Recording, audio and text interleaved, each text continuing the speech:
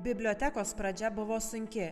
Jaunos valstybės skiriamų lėšų neužteko net leidinių naujienoms įsigyti, nekalbant apie įvairių mokslo šakų literatūrą. Skaitytojų poreikiai buvo didesni už bibliotekos galimybės, o knygos galėjo būti skaitomos tik namuose. Bibliotekos lankytojų tuo metu buvo nedaug, o didžioji dauguma – moksleiviai ir kareiviai. Apie 1938 metus šaltiniuose rašoma, kad bibliotekos padėtis nebloga. Skaitytojų per dieną apsilankydavo nuo 50 iki 60, o matydama didėjantį žmonių susidomėjimą, švietimo ministerija nuolatos rūpinasi bibliotekos fondo augimu ir plėtimu. Karo metu biblioteka buvo subombarduota ir sudegė, vėliau veikė skirtinguose pastatuose. Taip pat buvo sustabdžiusi savo veiklą. Tačiau pokario metais biblioteka atvėrė duris Marijampolės centre. Kartu su 3 darbuotojais turėjo saugyklą. O 1946 metais įrengta skaitykla. Pradėta naudotis tarp bibliotekinio abonemento. Atsigaunant po karo negandų buvo pradėtas formuoti masinių bibliotekų tinklas. Tai reiškia, kad uždaromos skaityklos, kilnojamosios bibliotekėlės, o vietoje jų steigiamos kaimo bibliotekos. –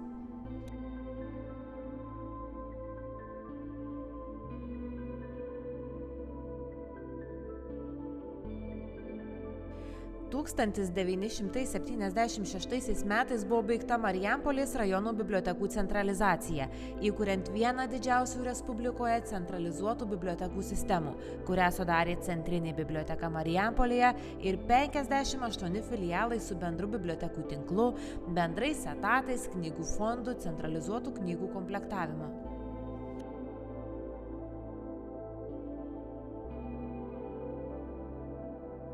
9-ame dešimtmetyje biblioteka įsikūrė specialiai projektuotame priestate, kuriame esame iki šiol. Todėl tai pirmą kartą visi bibliotekos skyriai pradėjo dirbti po vienu stogu. 9-ojo dešimtmečio pabaigoje prasidėjęs atgimimas tapo išsilaisvinimu ne tik Lietuvos žmonėms, bet ir bibliotekoms. 1990 metais viešai bibliotekai buvo sugrąžintas tarpukariu turėtas žymaus Suvalkijos švietėjo Petro Kriaučiūno vardas. Į 21 amžių biblioteka įžengė pasirengusi kompiuterizuoti visus bibliotekinio darbo procesus. 2001 metais buvo pradėta diegti Lietuvos integrali bibliotekų informacijos sistema, kuriamas elektroninis katalogas, o 2002 metų balandžio mėnesį viešojoje bibliotekoje įrengiama pirmoji viešo interneto prieiga vartotojams. Kiekvienais metais bibliotekos darbuotojai parengia ir įgyvendina kelis įvairios apimties projektus, iš kurių didžiausias ir sudėtingiausias buvo multicentrų įkūrimas Olštyne ir Marijampolėje 2007 metais. Tai pirmasis Lietuvoje interaktyvaus mokymosi centras, suteikęs galimybę mokytis ir pažinti daugelį sričių, susijusių su naujausiamis informacinėmis ir kompiuterinėmis technologijomis, apimančiomis fizikos, biologijos, chemijos, geografijos, menų, kalbos, technikos sritis.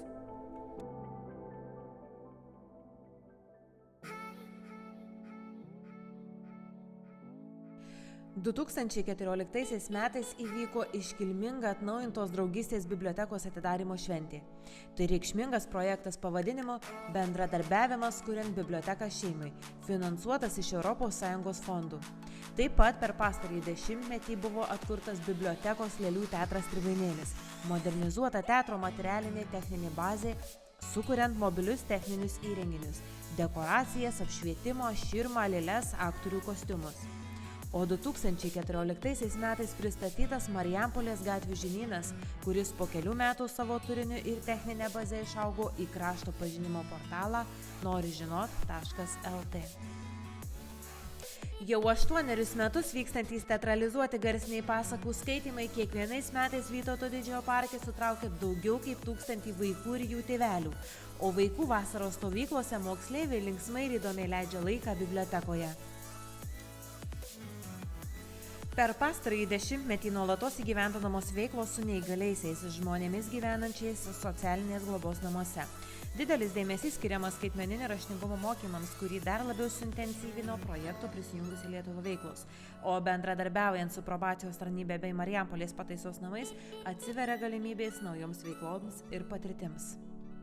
2017 metai svarbus ir intensyvūs metai bibliotekos istorijoje. Sausio mėnesį prasidėjo pasirengimas bibliotekos priestato remontui. Po daugiau kaip metus trukusios rekonstrukcijos pristatyta atnaujinta biblioteka su naujomis moderniomis erdvėmis, kurios pilnai užpildytos naujausia technika, kompiuteriais, virtualios realybės akiniais ir panašiai. Naujose erdvėse dizainerių suprojektuoti ergonomiški baldai traukte traukia skaitytojus ne tik naudotis viešaisiais interneto prieigos taškais, bet ir praleisti popietę skaitant knygą, laikraštį ar naudojantis planšetiniu kompiuteriu susipažinti su aktualijomis. 2020-2021 metai nors ir buvo sudėtingi, žvelgiant į karantino pateiktus iššūkius, tačiau mums, bibliotekininkams, jie ypatingi.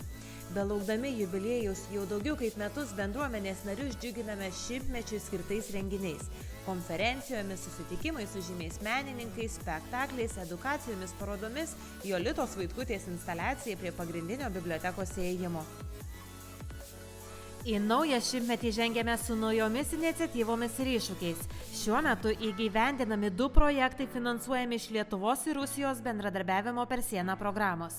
Projektai skirti seniorų ir vaikų socialinės rizikos šeimų integracijai į dinamišką šių laikų visuomenę. Šie projektai atvėrė galimybės multicentro patalpų remontui. Taip pat džiaugiamės galėdami pristatyti žinių terasą, kuri jau visai netrukus rasis greta bibliotekos pastato. Nuo 2007 metų tai jau 5. projektas finansuojamas iš ES fondų. Šimtmetį skaičiuojanti Petro Kriaučiūno viešoji biblioteka atvira ir prieinama kiekvienam norinčiam tobulėti, susipažinti su mokslo ir kultūros naujovėmis ar praleisti laisvalaikį. Tikslinė bibliotekos auditorija labai plati ir įvairialypė, turinti skirtingus skonius, poreikius ir įpročius.